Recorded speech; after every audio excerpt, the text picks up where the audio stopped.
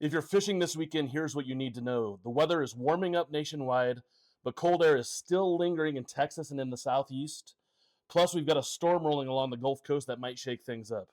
And over in Florida, we're seeing some absolute giant bags in the Bassmaster Elite and in the MLF Invitationals. So let's break it all down. Good news, anglers. After a brutal cold stretch, warmer weather is finally on the way. California, you're already looking great over here all the way through the weekend.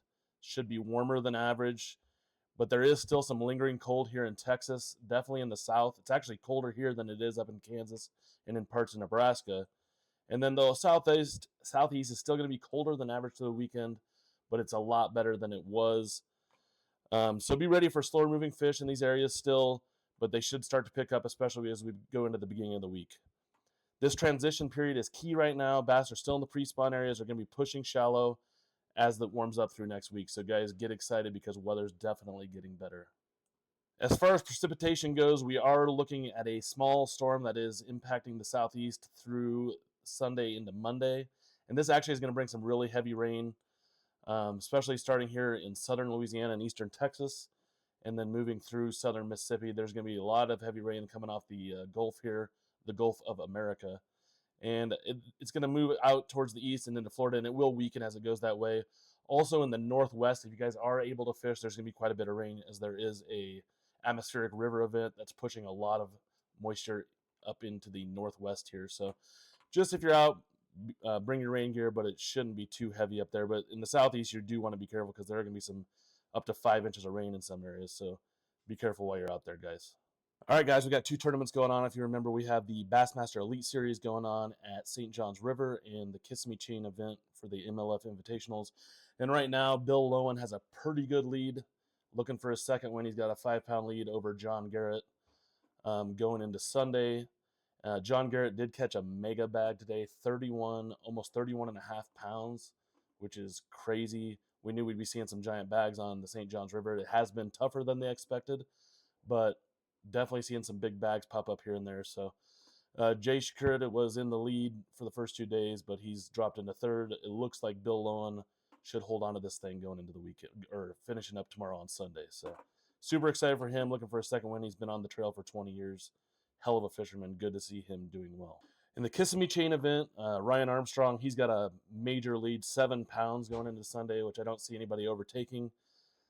Right now, you do see Drew Gill sitting here at third, which is pretty amazing. This guy is one of the most consistent anglers on tour right now, and this guy is like 23 years old. So look at him to possibly win Angler of the Year in the BPT this year.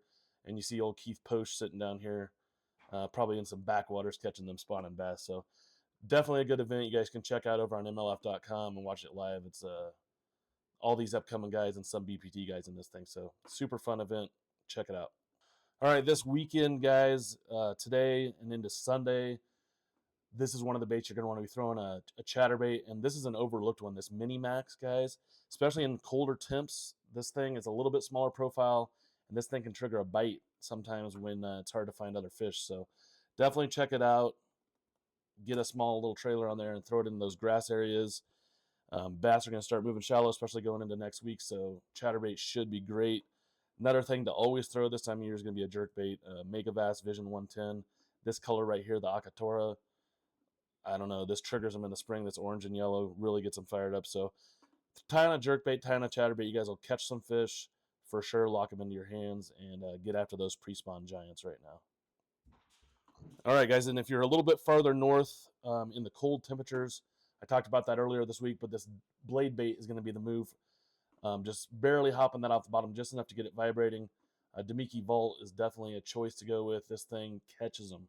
So throw one of these out there, find fish on hard bottom areas, and start just barely popping this thing off the bottom. As it warms up, you can rip it a little harder, but this thing ought to catch a few fish for you if nothing else can.